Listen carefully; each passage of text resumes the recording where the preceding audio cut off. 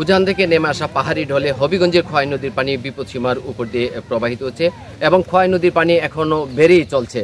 অর্থাৎ বাল্লা সীমান্তে খোয়াই নদীর পানি বিপদসীমার 278 সেন্টিমিটার এবং মাসুলিয়া পয়েন্টে 192 সেন্টিমিটার উপর দিয়ে প্রবাহিত হচ্ছে। পানি উন্নয়ন বোর্ড বলছে যে পাহাড়ি ঢলের কারণে খোয়াই নদীর পানি বৃদ্ধি পাচ্ছে এবং শহর যে রক্ষা বাঁধটি রয়েছে সেই বাঁধটিও হুমকির মুখে পড়েছে এবং সদর উপজেলার যে অন্যান্য অংশে যে খোয়াই নদীর বাঁধ রয়েছে সেই বাঁধ উপচে ইতিমধ্যেই ইতিমধ্যেই পানি প্রবেশ করছে বিভিন্ন লোকালয়ে এবং পানি উন্নয়ন বোর্ড এবং স্থানীয় লোকজন মিলে বাঁধের উপরে বালির বস্তা ফেলে তারা বাঁধগুলো উঁচু করার চেষ্টা চালিয়ে যাচ্ছেন এবং পানি উন্নয়ন বোর্ড বলছে ইতিমধ্যে আসলে যে বাঁধের যে বিভিন্ন অংশ ঝুঁকিপূর্ণ রয়েছে সেগুলোতে বালির বস্তা ফেলা হলেও কিন্তু কতটুকু তা রক্ষা করা যাবে তারা তা বলতে পারছেন না।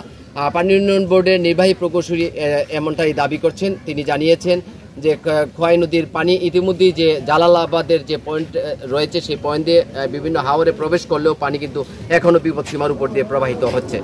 শাকিল চৌধুরী, 71, হবিগঞ্জ।